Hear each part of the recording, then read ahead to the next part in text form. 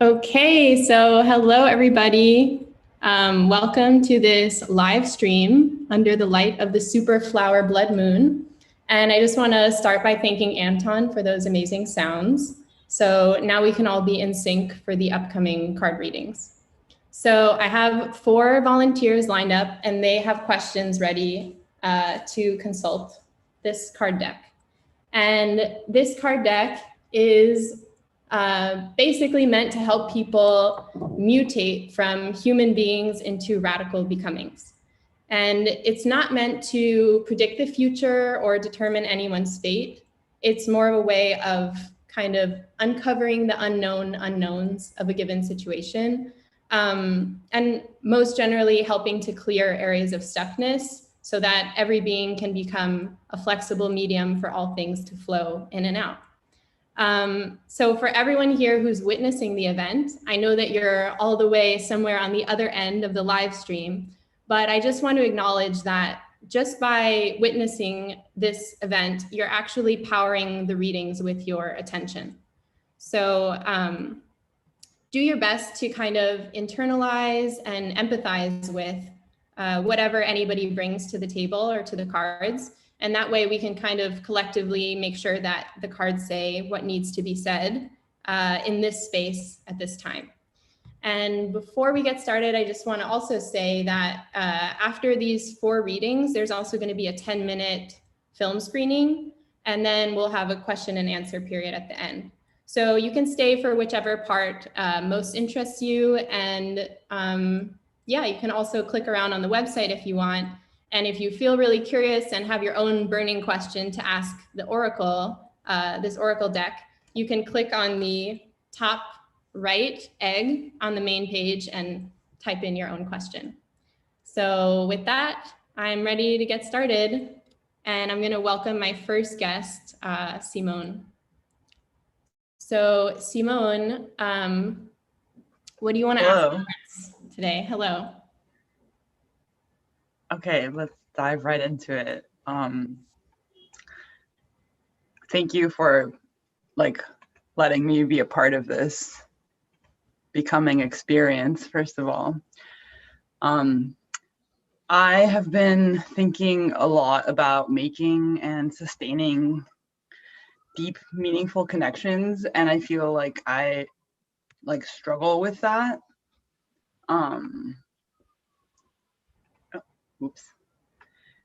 Hi. And it's not lost on me that this has been amplified by social distancing, but it's something that I've been sort of coming to understand as maybe a lifelong pattern. And I want to know how and where or with who I can let myself explore intimacy in a way that I'm okay with letting my guard down and going through something maybe uncomfortable and coming out the other side. And what's holding me back from exploring other people and taking risks within relationships, because I feel like I'm pretty adept at exploring the world on my own and taking risks when it comes to physically moving through the world. But when it comes to exploring other people, I tend to hold back a little bit and kind of become the king of self-isolation. And I want to know and I want to change this, but I want to know what sort of blockages do I need to be aware of, and what kind of moments can I, for lack of a better term, capitalize on in a way that feels safe also. Okay, so maybe I'll give you 2 options for the type of reading. We could either do a past, present, future spread, and that could give you kind of a more trajectory of self-knowledge in relation to your style of relationships. Or we could do a kind of advantages or strengths, weaknesses, and advice of your style of relationships. Let's go with the second. Okay, cool. So again, I have this deck. Just gonna get it ready. And I just need to ask you for then 3 numbers in ascending order between 1 and 32. Okay. 14, 22, 28.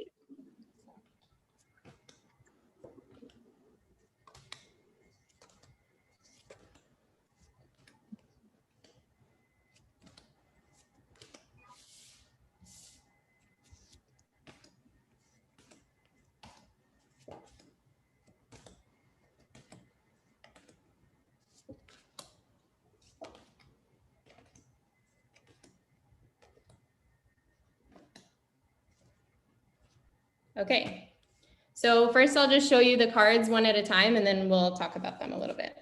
Okay, sounds good. So this is your kind of strengths card. So you can just take a second to absorb any of its symbolism, see if anything stands out to you.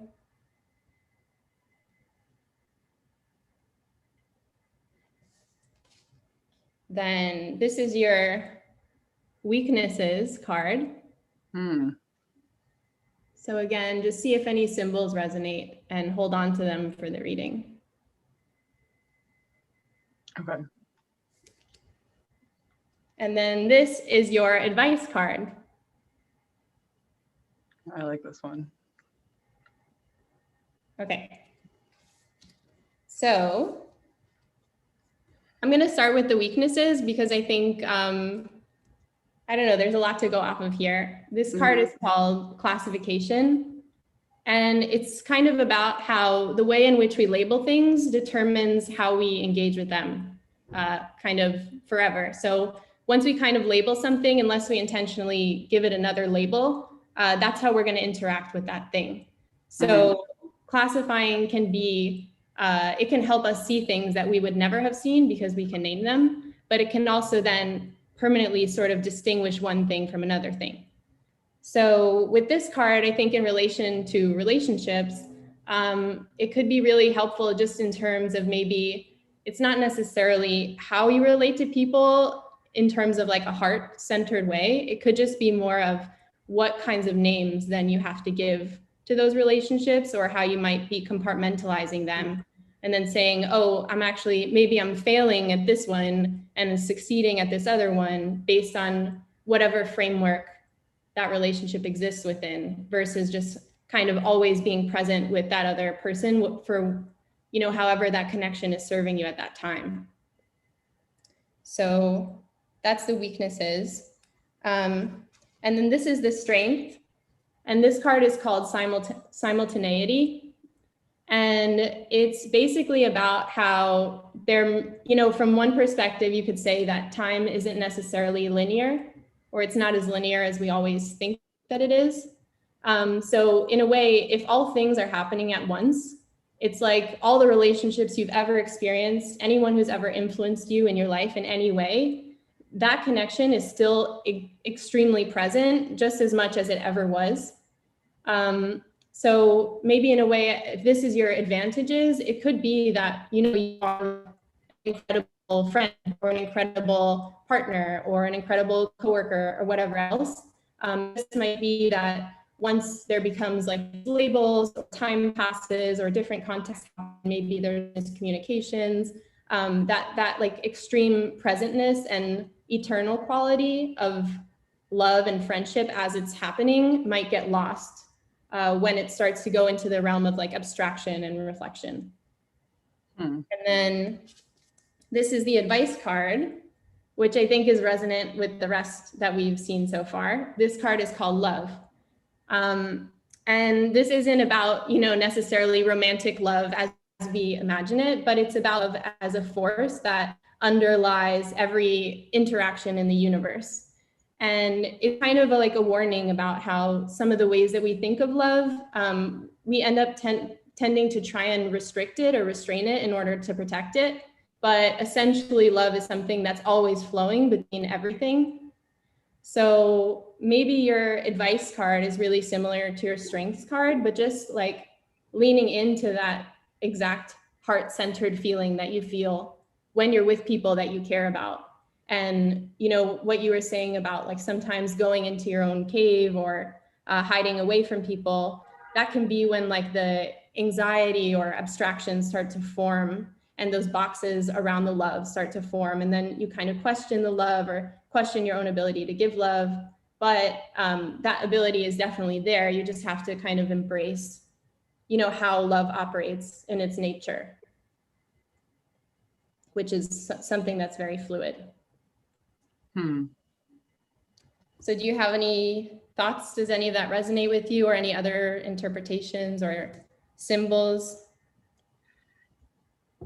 The last one that you said particularly, I think that, and the tenet about things becoming restricted by their own cages, like, that really resonated. I'm thinking about like being around someone and not like feeling embodied enough, and instead being like trapped in my own like verbal narrative and my thoughts about how the situation is going or how I'm being perceived, instead of just perceiving and like existing and what have you. Okay, well, I think the really positive thing about the reading is it's kind of encouraging you that, not to doubt your ability to be in relationship with people, but maybe it's just more of the way of how you look at those relationships, and being more in control of your thoughts in terms of how you narrativize them, or maybe like aligning them more with the experience that you have with people in the present, and not when you're away from them necessarily. Word. I want to catch up to that. Great. Thank you so much, Simone. Thank you. Okay, so next up we have Beck. So let me just do a little shuffling, but you can already start off with your letting me know what the situation is that you're bringing to the cards. Great, thank you. Yeah, thanks for the invitation to be at the Oracle. I think I was kind of debating two questions, but seeing how Simone's went, I think I'll ask maybe a more work-related question or school-related question. So I'm in the second year of the MFA program, and I think I've been caught between some like messaging that I've received to like really like needing to commit to a certain idea or a way of working or problem or concept, and other kind of messaging or encouragement to like continue experimenting and playing and like being in a space of unknowing and being in a more like exploratory space. And so I guess my question is, what is the balance between experimentation and commitment? Okay. So would you want, again, more of a trajectory of that? Like maybe past, present, future, or like a present, process, result of that balancing, or more like just right now? Can you again repeat the two terms? Yeah, of experimentation and commitment. Commitment. So we could also do like advantages of experimentation versus advantages of commitment and advice, something like that. Yeah, that sounds good. Okay. So I'll keep those terms in mind, experimentation and commitment. And again, reminder to everyone who's watching, also keep those in mind for yourselves. So think of, hold on one second. So think of three numbers in ascending order between 1 and 32. Should I say them? Mm-hmm. 2, 6, and 29. Okay.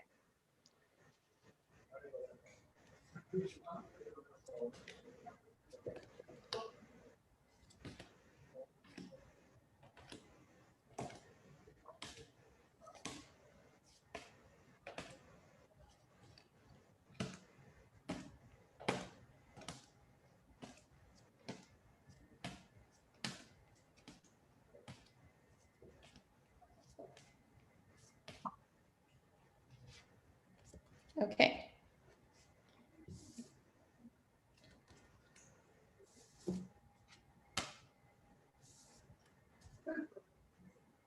Okay, so this is your first card, and this will be advantages of experimentation. Ooh. So again, take a second just to absorb any of the imagery and see if anything resonates with you. Kind of a sexy card.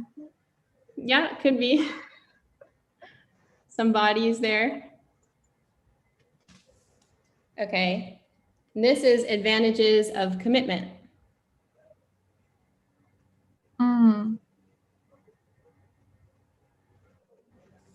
And then this is advice. So potentially, you know, a way to make meaning of the two of those things together. Okay, so I'm going to start with advantages of experimentation, first card that we pulled. So this card is all about receptivity. It's called inner space, and it's kind of repurposing this idea of a final frontier of outer space that we can all collectively think is cool and exciting, and taking that energy and putting it inward. So finding what is the final frontier, maybe inside our bodies or inside the earth, in deepest depths of the ocean, something like that.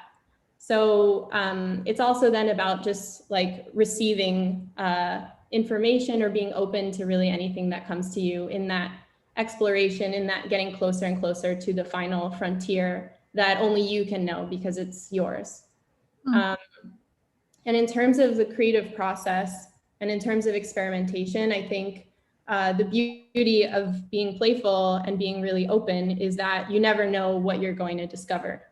So obviously committing to a process allows other things to happen, which we'll get to with the other card. But when you keep that spirit of play, you're always going to be surprised. And eventually, you know, it won't even seem like chance anymore, what comes up for you, because you'll say like, wow, this is completely the next thing that makes sense after the last thing I did. And it kind of takes on its own order in a way, but it requires a commitment to experimentation to be open enough for those kind of synchronous things to happen. So again, maybe you took it more sensually, and that could also be that way too. I mean, that receptivity to other bodies, you know, bridging the final frontier between yourself and another person, that also comes when you're open and playful and always experimenting. And then, you know, there's kind of this eye and this sort of satellite. So you're receiving and you're knowing and you're feeling with other people and exploring. So that's your experimentation card. And then your advantages of commitment. This card is called foreplay. And it's about how, you know, really often in everyday life, we defer the pleasure of right now to an image of something satisfying in the future. So like, you know, we might do something creative and say, oh, you know, this will serve me in the future, rather than having the complete joy of what it's giving you in the moment that you're making it. And you could kind of say that this would be more on the experimentation side, but in terms of commitment, I think with creativity, sometimes when you have a regimen or a process that's really specific, you allow your mind to kind of go somewhere else that maybe it couldn't go otherwise. And you're not thinking about everything in the same way. When you're completely experimenting, sometimes you're like, was that good? Do I like that? I don't know. But when you commit, then you have this everyday thing, or maybe, you know, however that looks for you. And without having to question it as much, you can kind of say, oh, this is actually pleasurable to me. You know, I'm doing the same thing over and over again for 20 hours and I can really sink into it because I'm not thinking about it as much. So maybe that could be, you know, in some way how process, instead of just being rigid, or how commitment, instead of just being rigid, can be also playful and allow you a different type of making. And then this one, to kind of bring the two together, this one is called instinct. So I think, you know, in the end of the day, like the two terms that you brought up, they're always going to be interplaying with each other. And this card brings in that kind of silent receptivity of the crocodile. that it's very strong and it's very, able to do anything that it wants, but it kind of harnesses its energy slowly and then pounces when it needs something. So I feel like, just keeping those two terms in your mind about different ways of creating will help you then just be more intentional about how you switch between the two. And this card is also about, quieting, overthinking, quieting, overly considering stuff, so that when you do decide to take some kind of action, whether it's like a creative gesture or anything that you put your power into, that it will be extremely precise and it will be, a coherent, like unself-conscious thing for everyone to see, for everyone to witness when it happens. And I think that would come definitely from like the resolution of these two cards rather than, choosing one over the other. What did you say the first one was called? This one is called Inner Space. So interesting. So it's inner space, foreplay, and instinct. Yeah. I love that. I love the way that the reading of the cards brought out the way that like experimentation and commitment aren't necessarily in opposition to each other, even though sometimes they feel like they are. And I feel like I need to channel my inner crocodile. Great. If that's the only takeaway, that would be all you need, I think. So thank you so much, Beck. Thank you. Okay, so next up is Ish.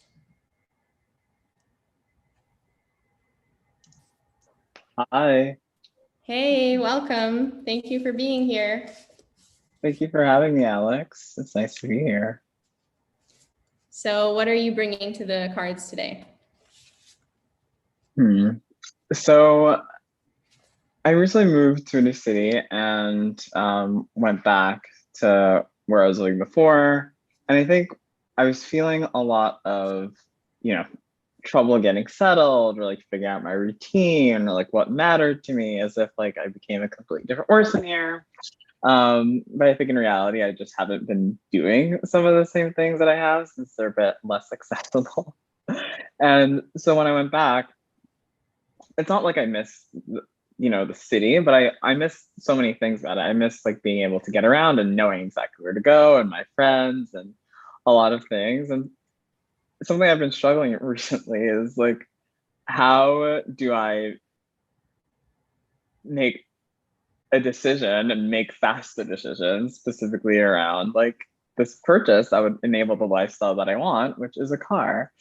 And I think that's kind of the big question I want to bring to the cards. It's been such a process of consideration and watching videos, and I guess for me, I just like know the impact this will have in my life, and I've been thinking about it almost every single day. But I'm just wondering, like, how do I make decisions a little faster? So do you want to know more generally about your decision-making process, or you want to have more clarity specifically about the car? Either is fine. So it's whatever you feel like you want to know more about now. Maybe the latter. Okay. So maybe we'll do then the present and process and result for just like you making this decision. Okay. I great. love that. Okay. So please give me 3 numbers in ascending order between 1 and 32. 29, 17, and 11. 11, 17, 29. Okay.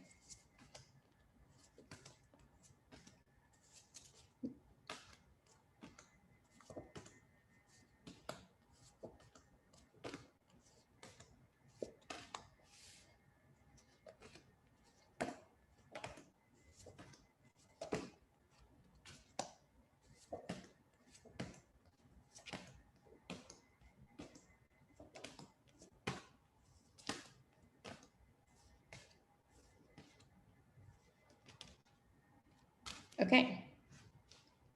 So let me turn them over. Well, we got the same one again as your present.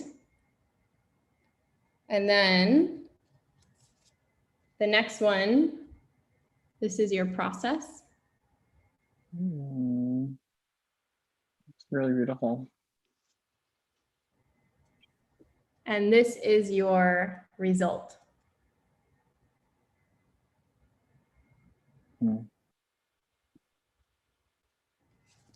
Okay, so maybe we'll go in the order again, especially just because we just saw this card to kind of think through it a little bit further.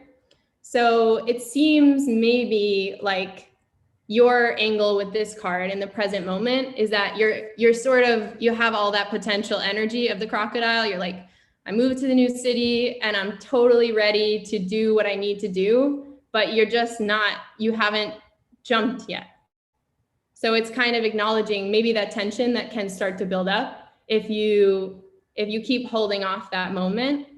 And it's also an encouragement not to say, oh, you should have made this decision already or anything like that, but it could be just an encouragement maybe that when it's the right opportunity that you will be able to pounce on it. You will say, oh, I know exactly this is what I need and I'm ready for it. So this is your present, but again, it could be just like acknowledging that you're holding that energy of wanting to do something and you haven't done it yet. It also has the full moon, so maybe this current moment could be a good time. Maybe the decision is about to be made. So this is your process card, and it's called observation. And it's kind of a little sciencey here. But it's really just, the card is kind of about like the power of witnessing, kind of what I was talking about earlier, like that when you witness something, you're making it exist and that thing is existing you. And I don't want to be overly, pro car. Obviously, there's a lot of problems with cars in general, but, when you do have a car and you have that freedom of movement that you wouldn't otherwise have in a place without a lot of public transportation or things like that, it will be a big part of your identity, and it will be something that opens up a whole new sphere of potential interactions and potential landscapes and just a new way of being in your current place, which I think you're seeking out. But this card also has that sense of like scrutiny, like really looking closely for something. But there's also, it's hard to see here, but there's some octopi underneath. So it's like the intensity of looking, but also room for a little wildness to come out. So I think, with any big decision like this, it's good to be like scrutinizing your options. But at the same time, if the opportunity arises where you just feel like full of energy to do something and make it happen, then you might want to do that. So empowering yourself in that process to be strong enough to make that decision when it comes out, because you have been really precise in your decision making so far. And then lastly, this card is called dialectic.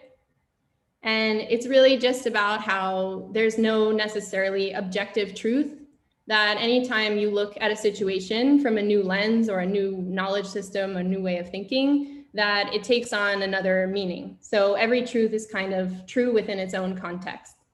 And I think for you, just this idea of like this kind of window, it's kind of like a field of virtuality, like what your life could look like in this new place, and how that car could, what sort of story you're telling yourself about this potential future for you. And then, I don't know, just the agency that you have to make it whatever you want it to be.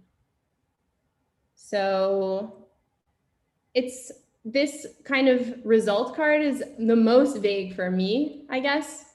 But I think it just means that it's very open, that you have that power of these turtles to kind of create whatever you want to be in that window once you're able to make the decision that you're going through right now. And, most strongly, to take that leap that this crocodile signifies. Could you go to the final card? So what were the names of each? So this one is instinct. This one is observation. And this one is dialectic. Oh, that's pretty. And so in this image, is that sand or are those like burrows? So it's kind of like turtles in a tomb, but there's an open window and it's sort of like a larger landscape of sand mounds. Wow, that's so interesting. I was looking at a car that could do a lot of off-roading, even though I'm someone who has never off-roaded. Okay. But looking at a lot of videos around that, it's just interesting to see like all the tracks and stuff and like almost like wheel marks. But yeah, I'm quite taken aback by the middle card observation. Because octopi are on the mind. There's this process of like just like researching and scrutinizing that I feel like I've done, but there's a part of me that like feels, there's this like wild side of me that wants to come out. And as you said, there's so many issues with cars.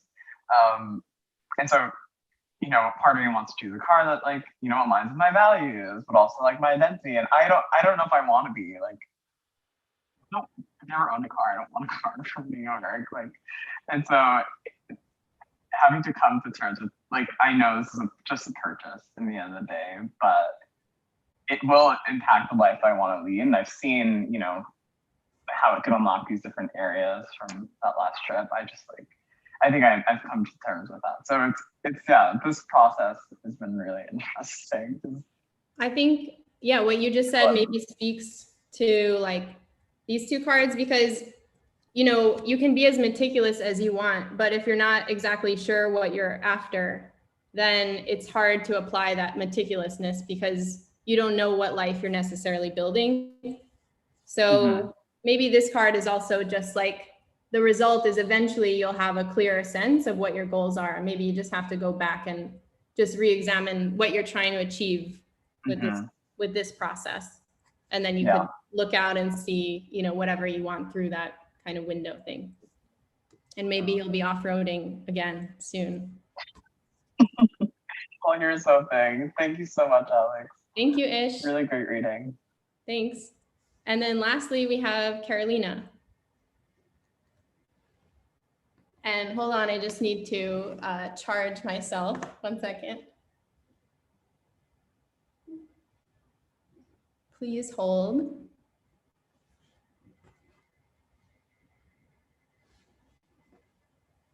Okay, Carolina, so what are you bringing to the cards today? Hi, Alex. Are you all charged? I'm charged. Well, I've just been enjoying these readings so much. Thank you for doing this, and also for bringing us all your knowledge through these cards.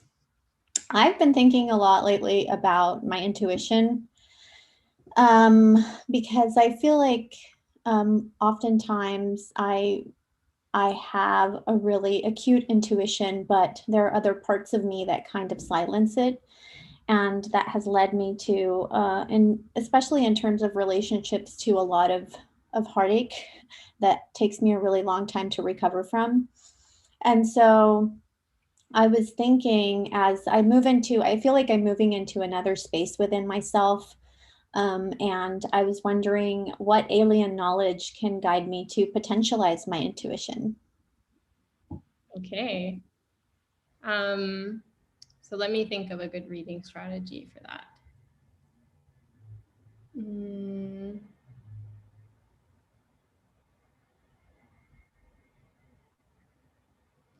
Maybe we could do, again, like a strengths, weaknesses, alien knowledge kind of thing in terms of how you relate to your intuition. Yeah, that sounds good. Or do you want more of a like process kind of time-based one? Or actually maybe more a process. I think that would actually help me more to understand where I'm coming from and where I'm moving into. So we'll do a past, present, future? Yes. Okay, great. Okay, so just pick 3 numbers again in ascending order between 1 and 32. Okay, so I'm gonna do 3, 7, and 32. Okay.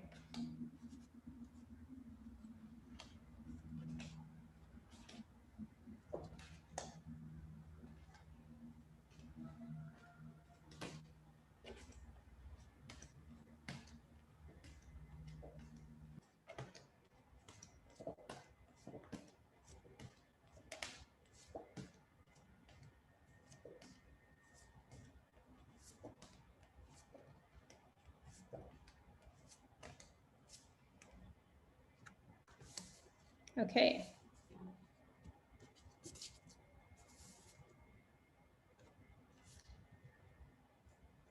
Okay, so we have another repeated card here. So this is your past card, simultaneity. So again, take in any symbols, anything that it means for you. This is your present card.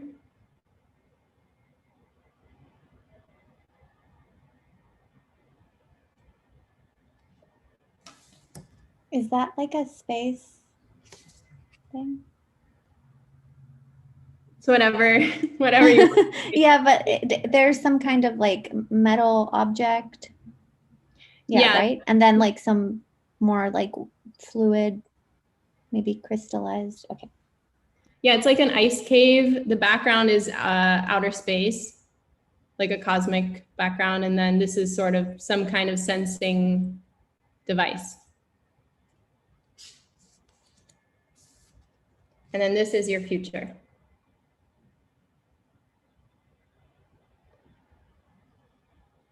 So again, you're thinking about how you relate to your intuition and specifically in relationships.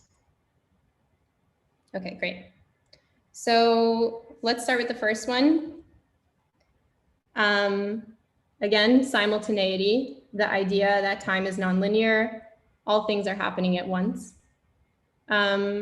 So I think with what you're thinking about, it's like maybe less about thinking, you know, how has this affected me in the past?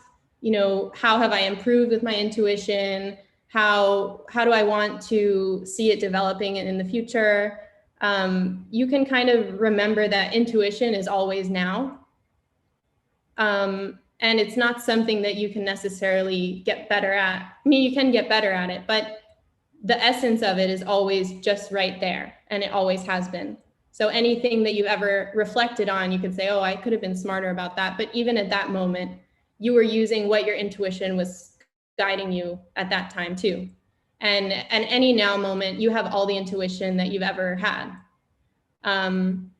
So in your past card, maybe this isn't necessarily saying like how you've been in the past, but it's just reminding you that no matter what, this has always been with you. So maybe even you've discovered it definitely in your past, but you haven't wielded it, or you haven't been able to use it exactly as you want yet.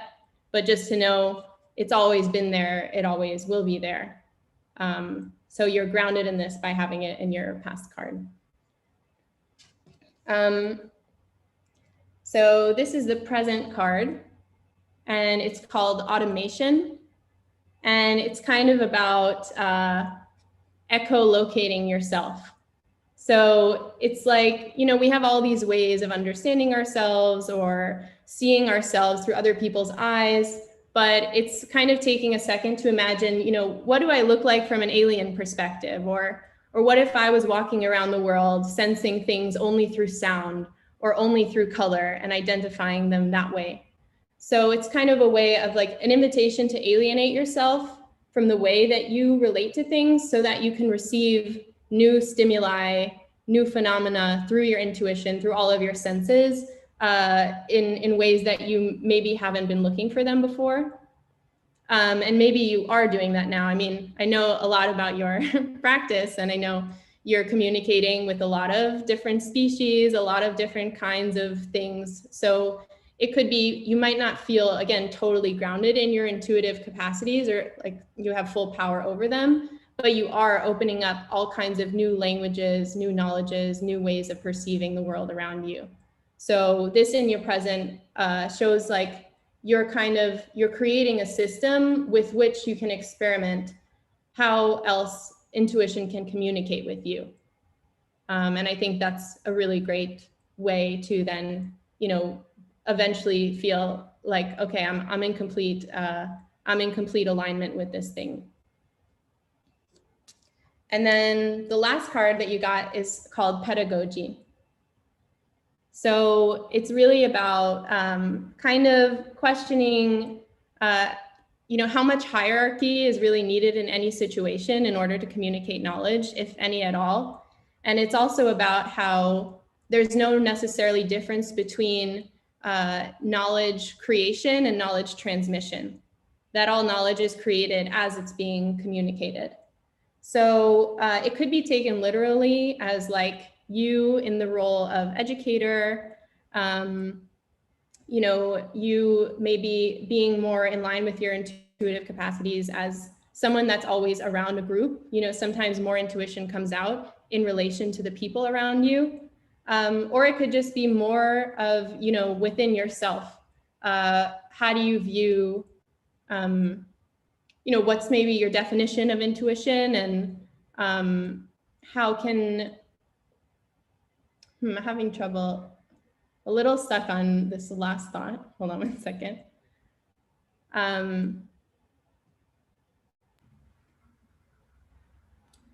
Maybe that the way that you view intuition can be redefined in any experience that you have with it. Does that make sense in a way? Like you might not even be able to envision the types of communication with it that you'll have because it will just be happening in a way that you didn't expect it before. Yeah. Could you please describe the image on the card? I'm having a hard time, but if you could, are those seals? Yeah, so it's like, it's like a tiny seal and a larger seal, and they're on a kind of tree bark structure. I like that. I really love the cards are so beautiful and so symbolic, and I've been really focusing on that too. Thank you. I think that with the simultaneity card, I also interpreted a little bit as chaos and as not being able to distinguish oneself from other. And I feel that that is kind of my past, and you know, the reason for kind of like that that those relationship issues with intuition, because I wasn't being able to separate myself from others, and so it was very chaotic and things were happening simultaneously and not in a positive way. But as just receiving a lot of information at the same time and not being able to distinguish which feelings or actions or thoughts belong to me or which energies are being projected on me. And I think that caused a lot of issues for me. And then with the second one, it's really like the way that I'm feeling right now. It's very accurate because I am much more aware of where I end and others begin in terms of not, you know, in terms of emotions and in terms of things being projected on me that are not necessarily what, you know, what my intuition is telling me. And so I really love that. And then the end, you know, it's also kind of coming out temporarily. I feel like, you know, like because seals, you know, they go in and out of, you know, the water, and in this case they're kind of like just temporarily sitting there for a while, or at least they are in my interpretation of it. So I think that is a cool future. Great. Yeah, thank you, Carolina. Thank you so much. Okay, so I think in the interest of time, maybe we'll send a link out to the film and we could just go to the Q&A period. So I'll just look in the chat to see if there's any questions from people. And yeah.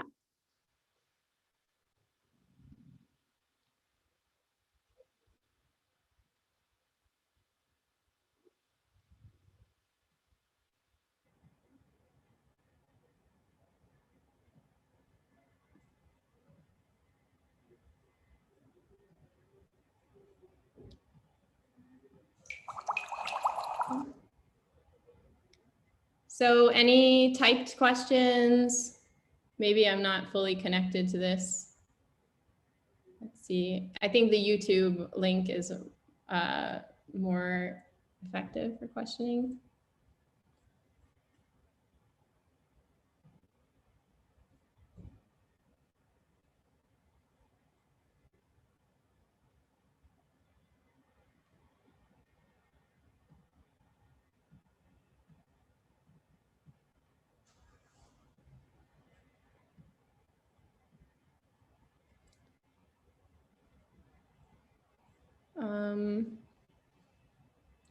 Okay, so I'll wait here for a little bit longer, but if there's no questions, we will eventually just sign off. And in the meantime, let me just, okay, here, I got one. Thank you. Okay, so this is coming from Bailey. How do you use your own intuition in reading the cards? So thank you for that question. That's an ongoing process, definitely. I'm becoming much better at feeling the flow that I need to be in, or kind of the vibration that feels like, oh, I'm no longer thinking in my mind anymore. I'm just going like associating and going with my immediate thoughts about an image based on what someone's telling me. So before, I think I used to be a little bit more analytical, but because I wrote the book and like created the cards, I now have the freedom to go full intuition with them. And my biggest thing, I guess, is to balance like my own intuitive things while also being completely receptive to the feedback from the other person at that time. Because sometimes I want to construct like a whole story, but I also want to allow it to be like a co-creative process. But at the most basic level, the intuition part just gives me the trust that I can do it, you know, at the risk of making a fool of myself or giving somebody, you know, not the best advice or whatever. But it's like the intuitive trust that the process is worthwhile and could lead to some form of, you know, elucidation or, you know, any kind of self-knowledge, whether for me or for the other person. And then a question from Yasmin, who says, how do you become? So that's an amazing question. And it's a lifelong process, obviously. I guess I become by always following the trail of my excess energy. So, you know, it definitely requires a little bit of intensity to always become, but it's just about feeling the excess energy that needs to be expressed at any moment and following what's the most appropriate channel for the expression of that. And especially, you know, creativity for me, or like having an artistic practice, gives me always all these channels to allow those energies to flow. Because for me, I'm very sensitive. Like if they don't flow, then I feel blocked or restricted. So that's like what powers my becoming. I just need to look at this Ricardo question a little bit closer. So he says, matrix affinities for becoming animals and packs. How did you create the gesture? So I'll take, I guess, the last part and bringing in all the other poetic parts of the question. This whole project just started by me wanting to collage as a way of being more grounded in a free-flowing creative process. So with every collage, I just had like tons of papers scattered all over, magazines and everything else, like, and I had no set idea of like that even the collages would relate to one another, let alone become like a deck or anything like that. So for a long time, it was almost, you know, 6 or 7 months of just collaging because I loved the practice before I realized that they're kind of coming together into a system. And then the framework of collage then allowed itself to translate into almost everything that I do. That, like, because I was so grounded in that attention to chance and allowing things to kind of make themselves through me or through my movements or through my attention, that now I really like to use that that process for really everything. So yeah, but after I had all the collages, then I started doing a lot of research as if it were for my thesis academic paper. But then I realized that all that research, actually I can apply it in different funnels to each card. And so I ended up writing the book that goes with the cards as sort of like my academic thesis, but more in a useful way where people can pick it up and access the text, you know, in relation to each card. And then I have one from Hej. How did this practice evolve? What was the process like in choosing the images? So yeah, pretty much a similar process in terms of how did I create the gesture. But again, just the whole process was reliant on chance and continuous reshuffling. So whether it was all these collage snippings and then assembling them slowly, and then all these like knowledges from different sources that I wanted to piece together and then put in different places in relation to the cards. And then this final like third act of chance, which is the encounter with someone else, you know, who has a question to ask. And then how that process then lends itself to everything. And then Oliver asked, what is your approach to using different spreads and frameworks for each reading? So I'm still pretty new at that. For a while, I was really interested in more of these like linear ones because I think it's easier for my mind to construct a narrative with them. But I'm trying to lean away from them, not lean away from them, but also diversify my reading strategy because I didn't want to be too dependent on that linear aspect or that like association with a linear narrative. But I also like to keep it open to the person I'm reading for. So I want to come with a few prepared that I know can work, but then also ask the person, like, because if they help to co-create the reading strategy, then I think that they can get more precise about what they're really looking for, just in the same way as you want to phrase the question, but then to choose a reading strategy as a way of suiting like exactly the type of unknowns that you want to get closer to. But yeah, I'm interested in like learning a lot more about different ones and then potentially, you know, using more cards for a larger spread. And then,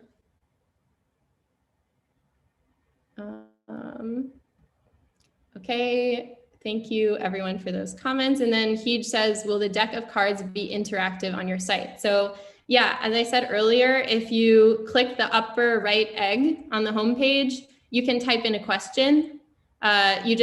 There's like a golden question mark type thing and you click it and you type in a question and then it will pull a card for you. So you can't go through the whole deck or book on the site, but you can use it as an oracle. So it will pick a card in response to a question that you have. And that's all I have for you guys today. So thank you so much for being here again. And thank you all my volunteers and thank you for all my witnesses. And then I also want to give a huge shout out to Anton Krueger and Charlie Yin, who were my team for programming the website that you guys are all watching this on. So thank you guys so much for that. And goodbye, everyone. Have an amazing rest of your evening. Bye.